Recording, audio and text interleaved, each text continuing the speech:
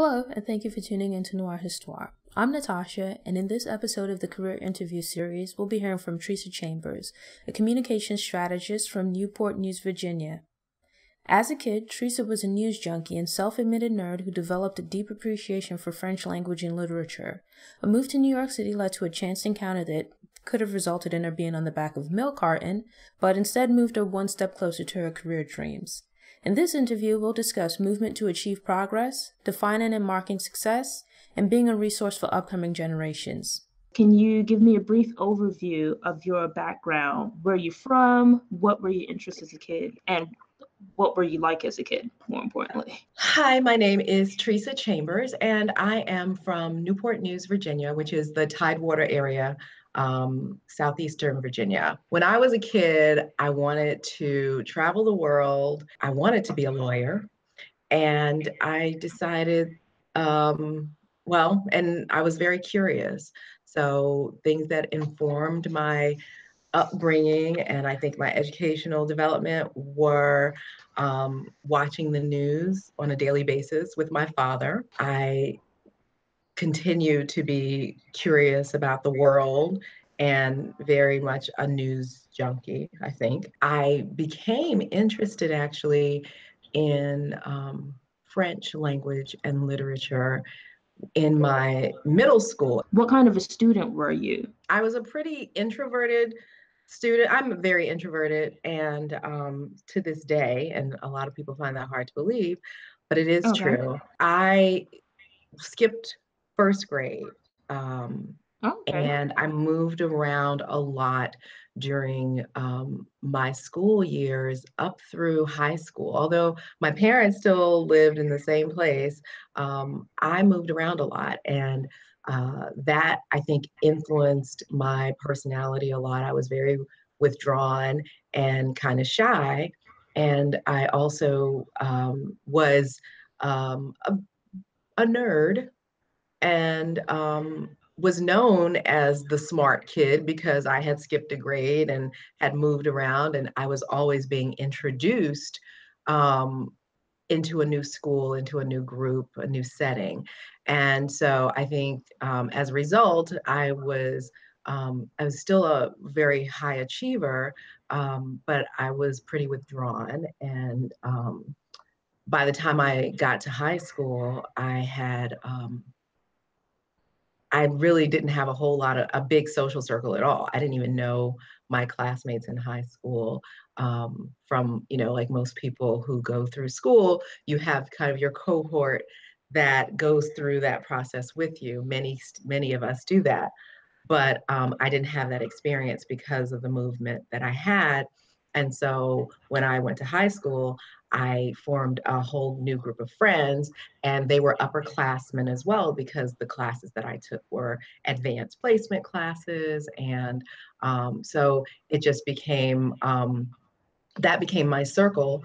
But I also had a great circle of friends who were kind of interesting contrast, were the popular kids. So at the same time I hung out with pretty much the high achieving academics, I also had a group of friends who were high achieving academics and were cheerleaders and athletes as well, which kind of started to pull me into a social life that up to then I really didn't have, because I was younger than most kids and I had moved around a lot. Did you move around in like Virginia, or did you live in other states as well? No, I only moved around school. So as I said, my parents have always lived in the same house. And you just moved from school to school. I went from school to school. And just to give some perspective on that. So like I said, because I skipped a grade, that put me in a different classroom at the same school. Then the way that the school was organized, from second to third grade, I actually had to go to a different school for third grade, and I was bused. And so this was in an era when we were actually in America, and certainly in Virginia, just beginning to integrate. And it was kind of an interesting time. In retrospect, I'm sure my parents must have been very concerned about putting their, 7-year-old child on a bus to go to school outside of their community. But that's what happened. So that was my third grade. And then in fourth grade, I changed schools again because of redistricting. So we talk about that today in a very abstract way, looking at politics, but I had the opportunity to experience it firsthand without even understanding what it was. And so because of redistricting, basically the line was redrawn on the other side of the block from where I lived, and I had to switch schools again. And so I went to a different school and I was bused farther. And, that was my experience for fourth and fifth grade. And then I changed schools again for sixth and seventh grade because of the way the school system was set up. And then I went to middle school. And at the time, that was eighth and ninth grade only. And so when I started middle school, we actually had a fire shortly after the school year started. And so I only went to school with my eighth grade class for the rest of the year because the school basically conducted half of the day with eighth graders and half the day with ninth graders. And then after I finished eighth grade, the school system changed so that high school started in ninth grade. And so as a result of that, I ended up changing schools again and went to high school. So I was 13 years old, starting high school, and that was where I spent the last 4 years until I graduated at 16. I went to college, and so that was the movement of my early educational years. Okay. And then is your family originally from the same part of Virginia or from Virginia? Yes. So generationally, my family is born and raised in Newport News. As far as I can remember, my grandparent, there's this beautiful image of my great grandmother on my mother's side that sat in the living room in my grandmother's house, and she was Native American. So our family has Native American roots as well as African American roots, and all there in southeastern Virginia. I know you mentioned about moving around a lot through your school years and then finally going to high school and being able to develop this social circle outside of school. Did you work while you were in high school? Was that when you had your first job or did that come later? Yeah, my first job came later. My parents were the kind of parents who believed that your schoolwork was your job. Okay. And so that was the focus. And and it wasn't ideal because my family was working class and we didn't have a lot of money and I didn't have a lot of money personally. But I also, like I said, I turned 16 and graduated from high school. So I couldn't even get around if I wanted to. Um, to go to work. So the first job I had actually, excuse me, I got between my first and second year of college, and it was at a fast food restaurant, and it lasted for 1 day. Really? Yes. So what's the story there? So I was hired at one of those fast food chicken places, and on my first day of work, after my first day, I was out visiting a friend, and I was coming home on my way home, and I was hit by a vehicle. Someone hit me Oh, and in the goodness. car, and the car was totaled and I wasn't able to walk for 2 months. Oh, wow. So the rest of the summer, I was at home on the sofa watching TV, and my dad would carry me to physical therapy 3 times a week or more. Yeah, until I recovered. I mean, fortunately, it wasn't a break, but it was a bad sprain or strain on my back. So I literally couldn't walk. I didn't do anything that first summer. So, Oh, but that was my first job experience. Um, and after that, I did, work was interesting for me. I attended the University of Virginia okay. undergrad. Of course, everybody needs to make money, and I was no exception, clearly. And but UVA, excuse me, had some different ways for the students to make money. So at points where I couldn't necessarily work on the UVA would offer students on the breaks an opportunity to participate in research studies, clinical trials, really. Um, and so they would pay you to stay in a hospital room, and they would do like cold studies. That was like the regular thing is cold studies. So, and they paid pretty well to do cold studies. And yeah, they fed you, they housed you on the break, and they paid you at the end. So that was one way that I made money while I was in college. So you Uh, were like the research subject? yes. Okay. Yes. So it's really interesting to think about that today, um, knowing what I know now about, historically, what the wrongs that have been done in the African American community, certainly in terms of research. I don't know if I would have done that then, but I didn't know any better. And I don't think that I had any negative side effects anyway. But there were plenty of students who participated of all kinds. So yeah, that was a regular opportunity for students to make money while we were in school. Okay. So let's talk a little bit more about your college experience. What were you majoring in and what inspired you to choose that major? So my my original major was government.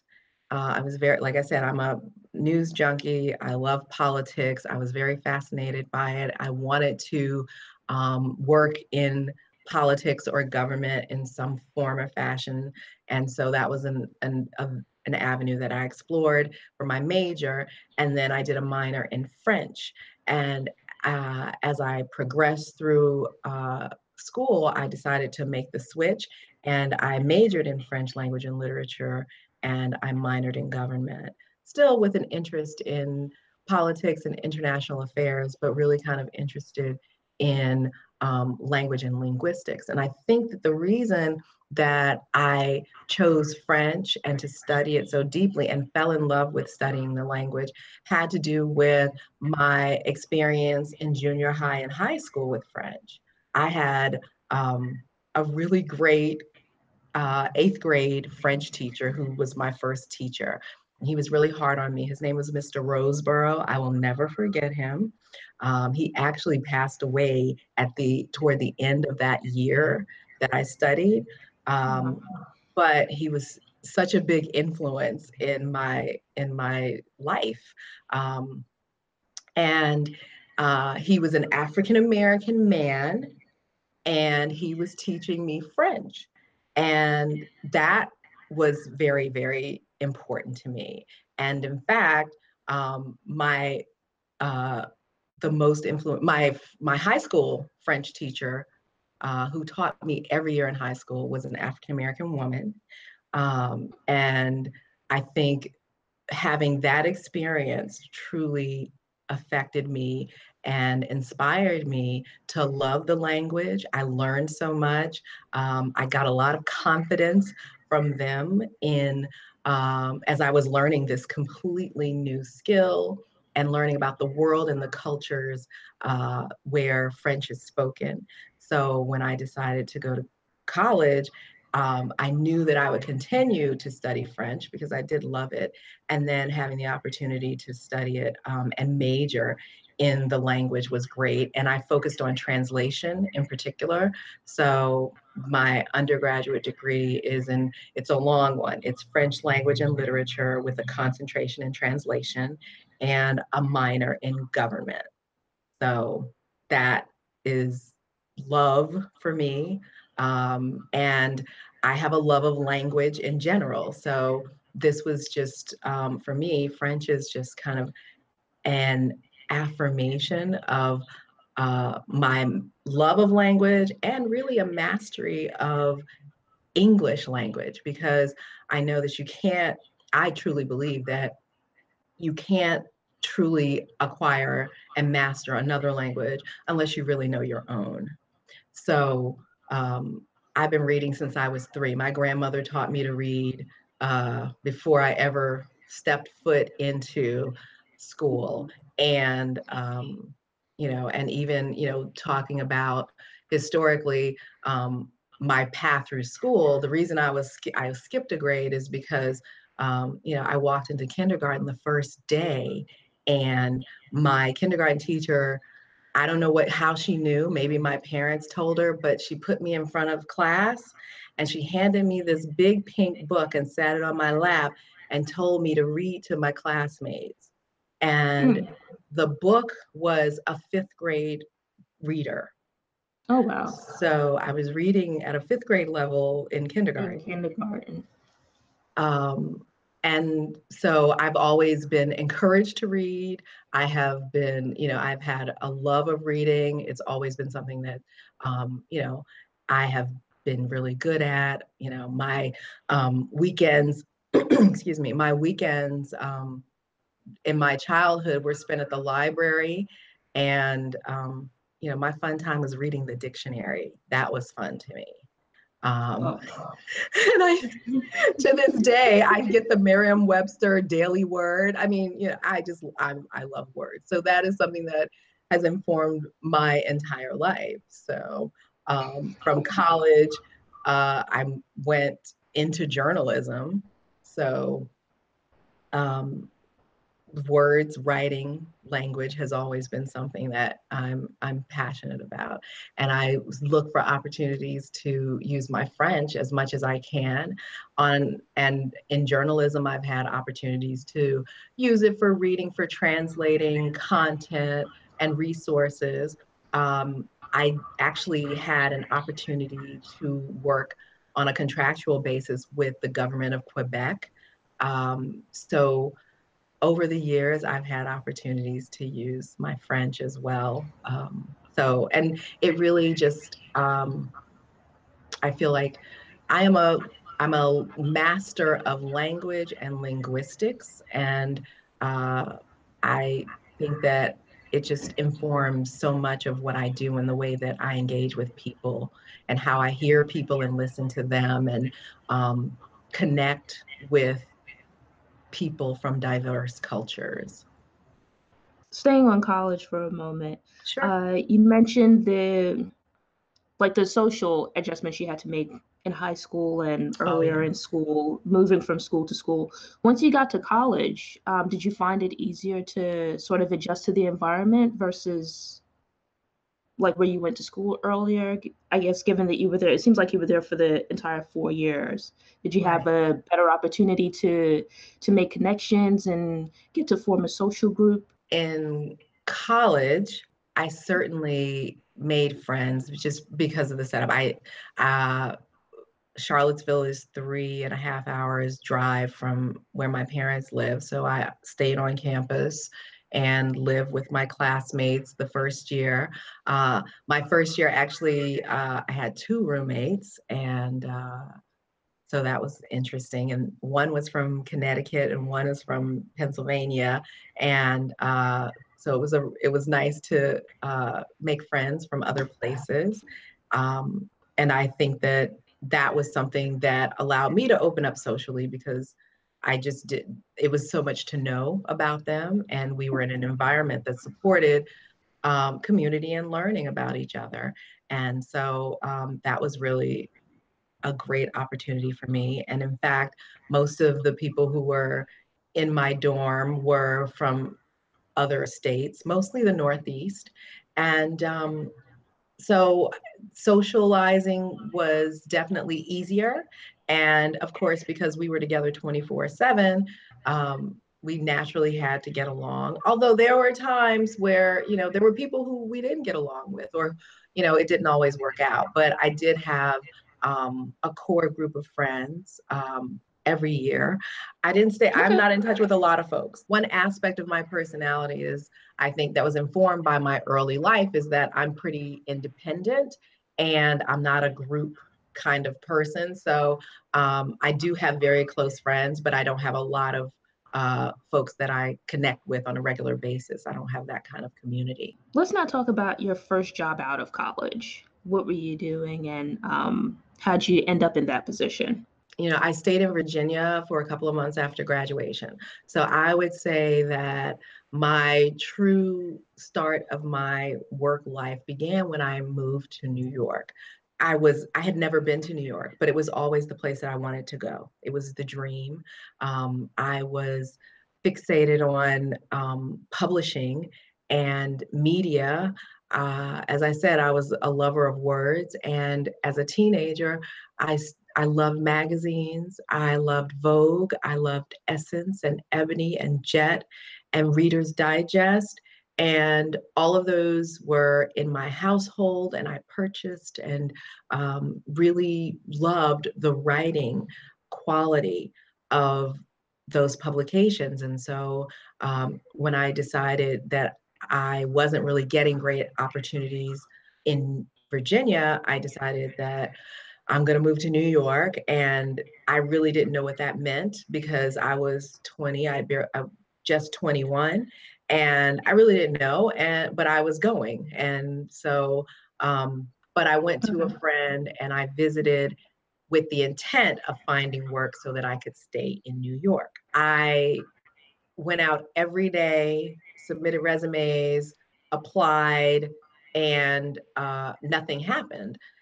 I'm learning the city at the same time that I'm trying to find a job for the first time ever and figuring out how I'm going to support myself and survive.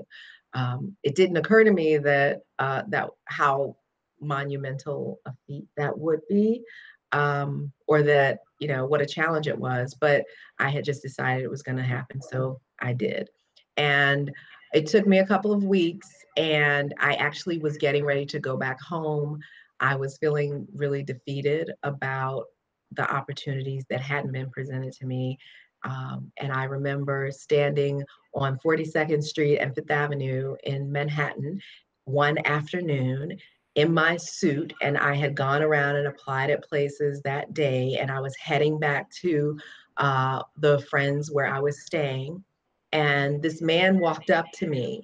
Now, don't try this at home, but and certainly not in this day and age.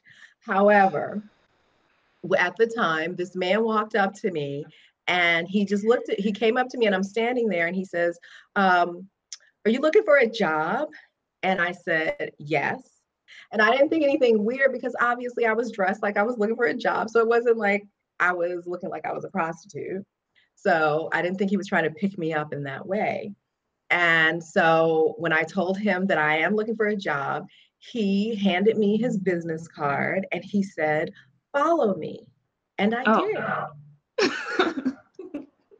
So when I followed him, it was into this building. Now, at the time, if you can imagine walking into a building on 42nd Street with like stories of scaffolding in the dark in an entryway. But that's what I did.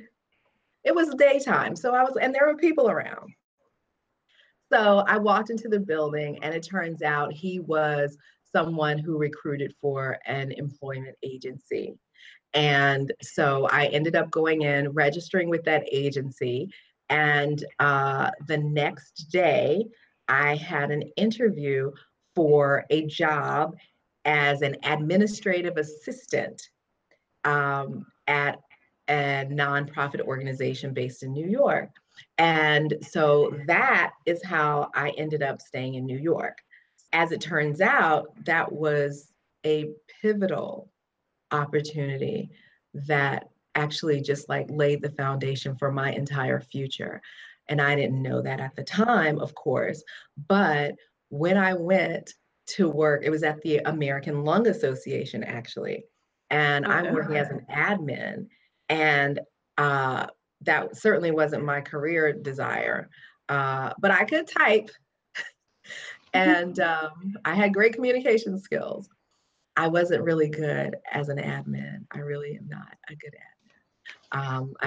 Answering people's phones and that kind of thing. Starting out, I mean, now it's different, but I certainly wasn't good at that. But I did it for a year. And in the time that I was there, I made a friend who remains my friend to this day. And she introduced me to someone who introduced me to the human resources manager at Time Magazine. And a year later, I was working in the editorial department of Time Magazine. And that was how I really got my footing in New York and really started to build my career as a communications professional. It just warms my heart every time I think about that. And I feel so fortunate for having had the opportunity to go to work at Time. But I also now say that I'm really proud of myself for taking that chance to go. And, my parents, of course, thought I was crazy and they worried all the time about me. But the lesson in that for anyone is, don't be afraid to step out and do the thing that is driving you in your heart.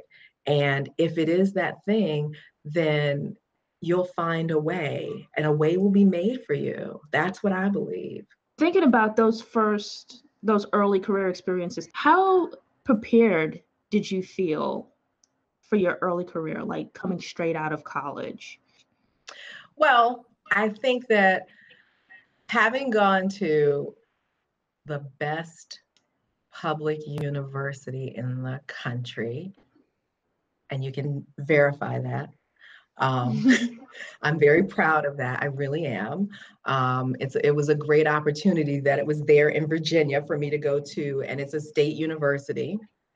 From that perspective, I absolutely feel like I was prepared with the capacity to achieve anything. I know that I was equipped walking out the door. Now, that being said, I know that today we talk a lot about skills in terms of how you're prepared. And so I would say that I am an advocate of liberal arts education because it teaches you how to think and to be resourceful, and skills you can acquire and you can acquire them very quickly if you have been taught to think well. And I think that is how I know that I was prepared for going out into the world. I will also say that as much as I had a vision or a notion about what I wanted to do, I wasn't 100% sure what my career path was. And I think that's also the benefit of being in a liberal arts, having a good liberal arts education. It's that it allows you to gain knowledge and to explore and investigate in a way that will position you to be able to have something to offer in a number of fields. So I know that that is not necessarily the most popular approach to academia today. However, going to a good quality school with a liberal arts program, I think was phenomenal. It was the best preparation for someone like me. Looking back at your college self, right, from your perspective now, is there anything that you wish you'd known when you first graduated that you think might have made either the transition a bit easier or would have served you better in like your early career? So I do think that there are some things that I could have done Today, I think I talk to young people. I mentor as much as I can, especially as a first generation college graduate. What I could have known was where my opportunities lie, and I could have probably gotten some more guidance on some strategies to help me find a job more directly. From a generational perspective, the times were different. And I do think that that informs the approach that you take in your career. So today, if I were graduating from college today, I would definitely have a different approach, but I also would have an amazing amount of resources that just weren't available when I graduated. I would have liked to know what mentoring meant and really how to leverage that. I would have liked to understand money. I think financial literacy is so important. And I would really have loved to learn about budgeting and planning. On the other hand, I think if I had gotten too focused on that, it could have limited me in terms of what decisions I made. I've talked to young people today, and I hear a lot of young people talking about getting salaries or making decisions about moving or not moving based on, the where how much money they're going to make. And the fact of the matter is that when you're starting out, if you're in a good position. I was fortunate to be in a position where I had my mom and my dad, and I had a stable household. So if you're in that kind of position where the foundation is there, it does allow you the opportunity to take some risks early on. At the same time, I know that everybody doesn't have that opportunity. That said, my parents weren't wealthy. My parents were very much working class people. Um, and they were a part of a community. And I think that the community, the strength of the community is so important. It's important for young people to know that everybody in your community wants you to succeed, and they are willing to do what they can to help you. And so it's important to reach out to your community, your circle. Think beyond the immediate, and don't feel bad or ashamed if you have a question, or if you haven't been in touch with someone for a very long time. Let them know what you're doing, let them know your progress, and let them know what you need. And even if it's just asking questions or talking through something, or articulating that you don't even know what you need, but you're at a point where you're uncertain but you want to move forward, and just reach out to people. I think that that probably is the greatest insight that I can offer. And in reflection, the thing that I didn't do that I could have done better. Let's actually take a step forward a bit closer to the present and talk about your current profession and what you're Sure. doing now, the more recent positions that led to where you are now. Currently, I am the National Communications Director at the American Heart Association corporate headquarters in Dallas. I am also a business owner, and Okay. I am a strong advocate for entrepreneurship. And my business actually, I do the same thing no matter where I go and what I do. So I'm a marketing and publishing consultant, and I do work to help creative entrepreneurs, artists, and other individuals find and connect with their market. At work at the American Heart Association, that looks like helping our association tell the story of our brand to potential donors and sponsors. And that is something that I'm very proud to do because of the mission of the American Heart Association. In addition to my undergraduate degree, I have a graduate certificate in advertising and public relations, and I have a master's degree in publishing management. Communications in all forms is really kind of it's my love and it's my expertise. And so it's what I do. And the more people that I can help tell their stories, the better. Um, I believe that everyone's story has value, and we don't know how we're going to actually impact somebody else with our stories. And so that's my passion work, and it is my career work.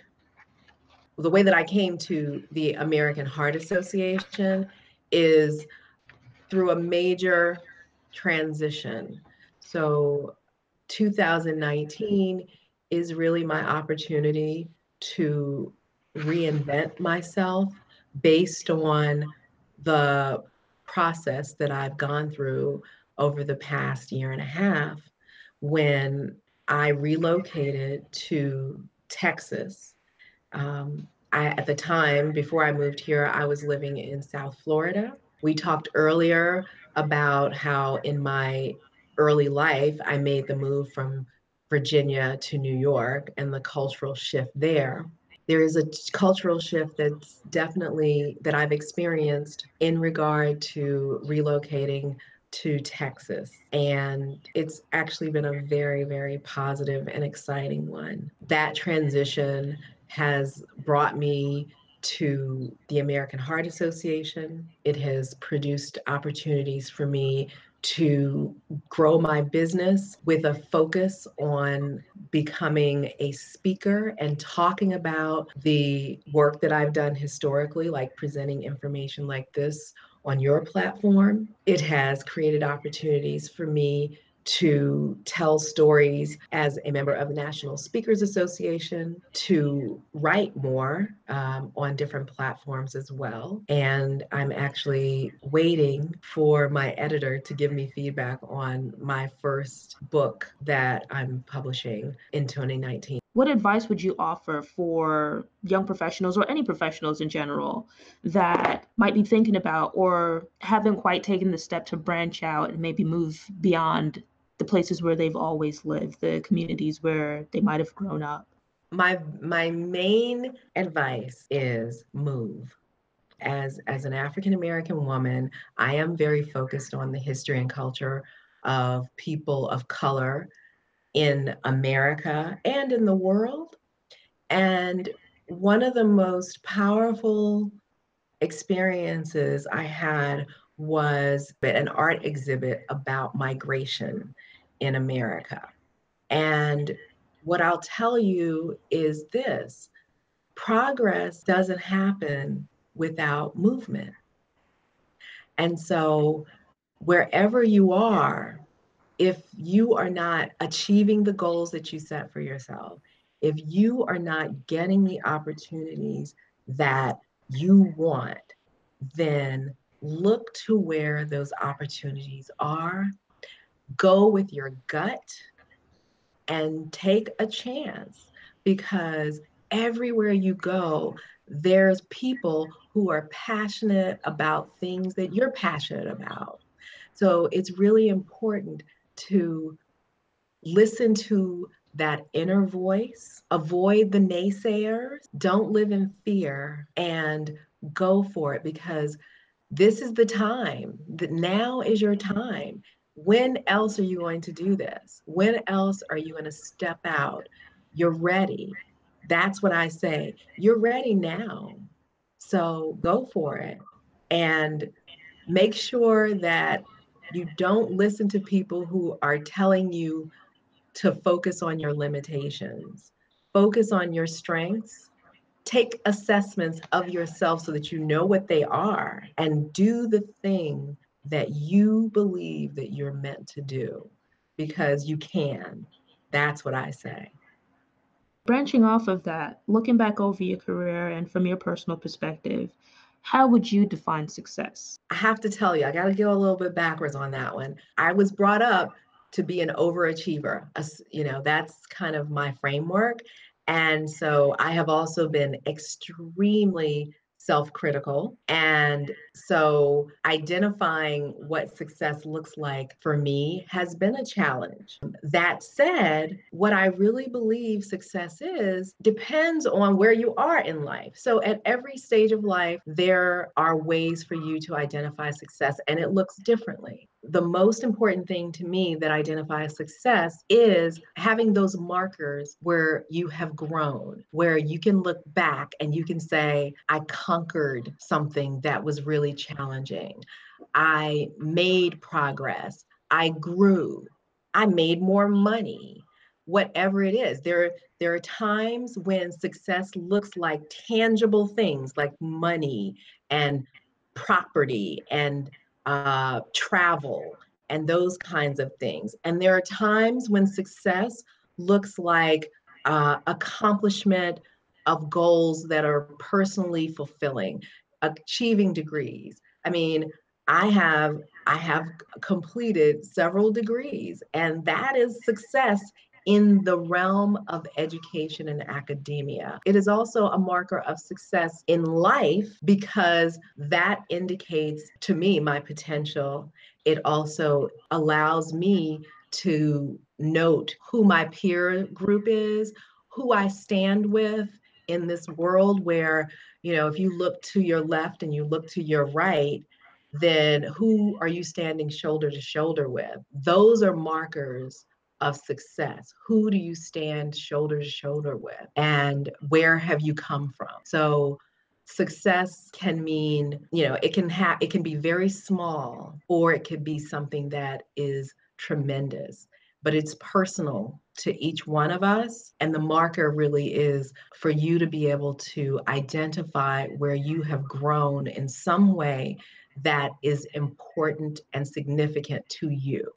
Looking at the current reality of your career and your aspirations and expectations, both now and let's say when you were first starting out, overall, would you say that where you are in your career at present, has it matched, surpassed, or falling short? Well, I think that I never imagined that I would be an entrepreneur. One, the fact that I have committed to that path and am learning about what that means and how to do it is something that obviously, and it's an area where I have surpassed my expectations already, and I have great expectations for my future in that realm. Like I said, I'm a high achiever and I'm very critical of myself. So I'm never feeling like I actually have achieved enough.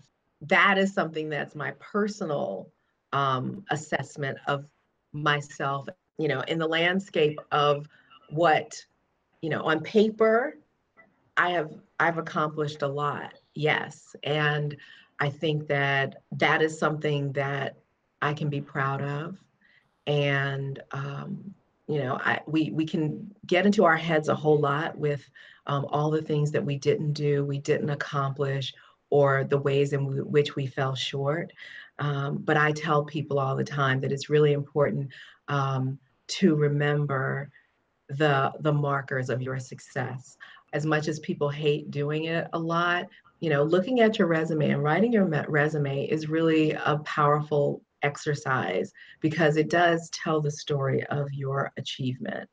And you have to not only write it, but read it, and read it as someone other than yourself. If you were that person, if you were reading this person's resume, would you be impressed? Would you feel that person has accomplished success? And so when I take that measure, I do believe that I've been successful.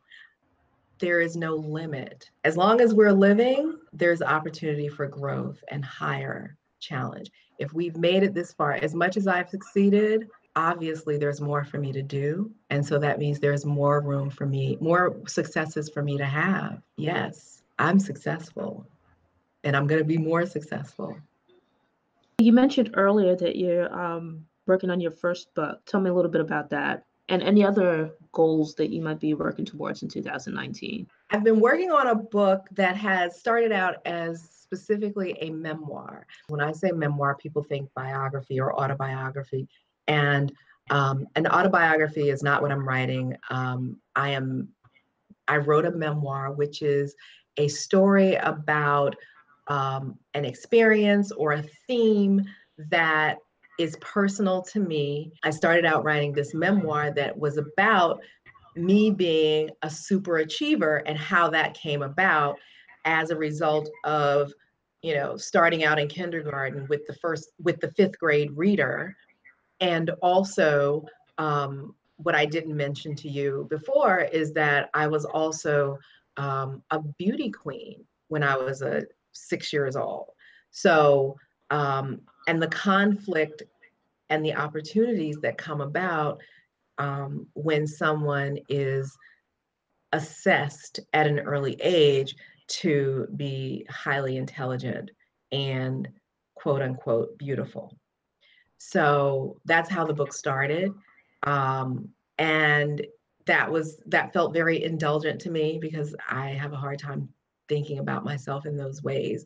But I did write about my experiences. And so over time, the book has evolved to one that isn't just about me, but it is about those foundational experiences that I've had, but also things that we all have in common that allow us to be able to overcome the challenges that we experience in our careers, in our learning process, in our personal lives.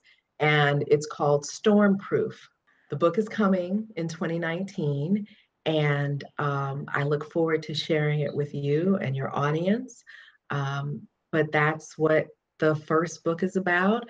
And I say the first because I'm really interested in building a platform and a community around this idea of overcoming the challenges that we face, and in particular with regard to first generation college graduates and young people who are starting out in their careers. I would really like to be a resource for those people who to be able to help them talk through the challenges that they have and any frustrations, and to offer insights and be that resource that they may never have had before because they don't have family or close friends or mentors who can give them some guidance at those key moments, at those pivotal times when they're trying to make decisions about what to do next. So that's something that's really important to me. And I believe that the book is the point of entry to that conversation. And then it'll grow from there.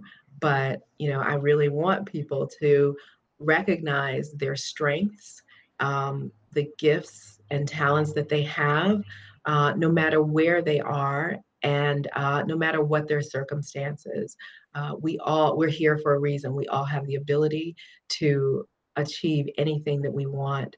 You spoke about what you'd like your book to be to other people. Have there been any books that you've read that have been inspirational to you, or provided you with what you're trying to provide to your readers? Yes, I read a lot of books. I love reading. I'm typically reading 3 books at a time, at least. So right now, I'm reading Trevor Noah's book, Born a Crime, which is Okay. amazing.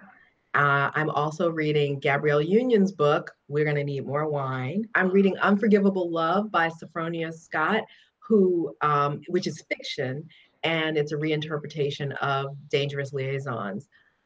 So I don't read a lot of fiction. I tend to read more nonfiction. One of the main reasons that I love to read is that all of the authors give me information about how to write better.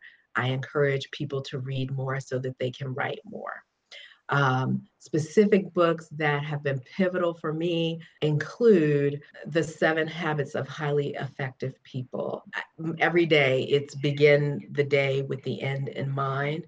That is a central lesson and insight from The 7 Habits of Highly Effective People. I read the Bible.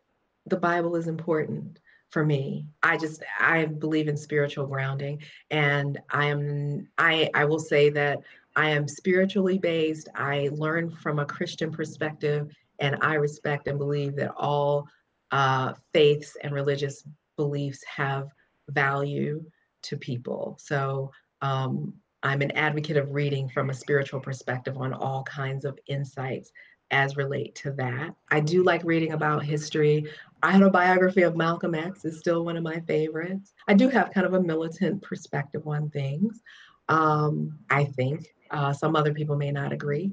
Bell Hooks is one of my absolute favorite authors. For the final question, imagine it's years from now and you're nearing or already retired. When you look back on your career and your life, what accomplishments or achievements do you think you'd be most proud of, or would make you consider your life overall a roaring success? I think the thing that would make me feel like I have been most successful is when I have people who are younger than me around me in friendship and relationship who have credited me in some way with making a difference in their lives. That to me lets me know that I have made a difference in the world, that I have lived my life on purpose. That to me will mark a life well lived. Key takeaways.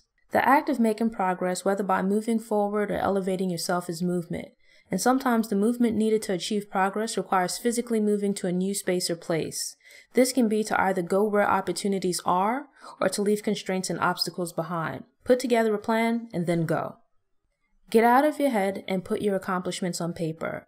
Writing and reviewing your resume helps you take stock of your achievements and recognize your individual markers of success. Read more to learn more and write better.